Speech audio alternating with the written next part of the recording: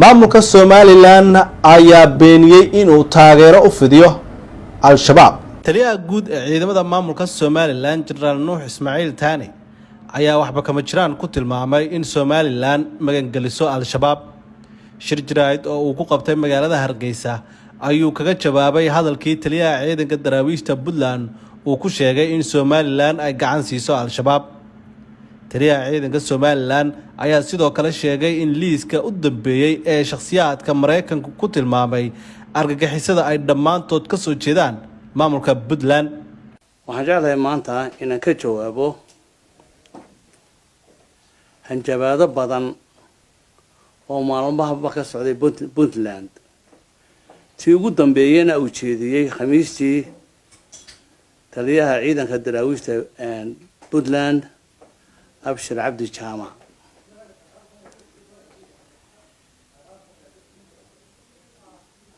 أنا قارن تاو حقاير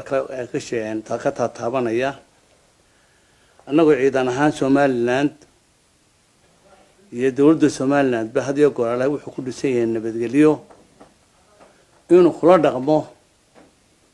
شار كذا بدلنا شاربان هاي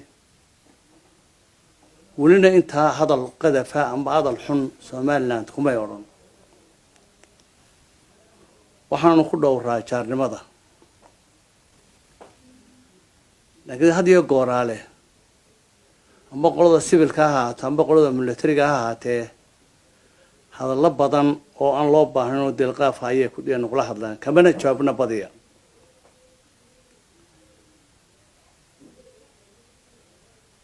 مبدأ يقولون وحكود كل سنة النبض كانت عليها هدلاي ما عنده بالله ما قعابي قربها أنا وكيمد وحي وطك خد عينه وحبك موجين وعي هيدنا إنه ورا يسترقي كوري إنه ورا يستوى هيد لكن ويسكحض لي كلمدو وحكو هالله مد هنجبات بهيد مدنا قار عيبو كدقاي كو عيد كدقاي وحا كمدا سواء نقا يتشيدا يعيدا كبا حرود عرابخي هونو سد 11 شيء إسرائيلي حدورك مالها معنا وانو قرانينه وحي مسجل لو رنجرو مالها حدوركو قران واي بدرك لو رنجري انا بخدنا و قران واي وا قلي هدانو قرانين قلي با لو يقان قلي هو برتو هوننا وابو وخله وابو وونه يانو عيب قادين وا صدخدا ارمود حدورك iyo galeyda iyo masangada iyo digirtu waa waxaynu hidaha u lahayna waxaynu leenahay bariiska iyo baastada isagu ma beeran laakiin waxaasaynu inagu dhaqankeenu yahay oo waa main food keena cuntadeena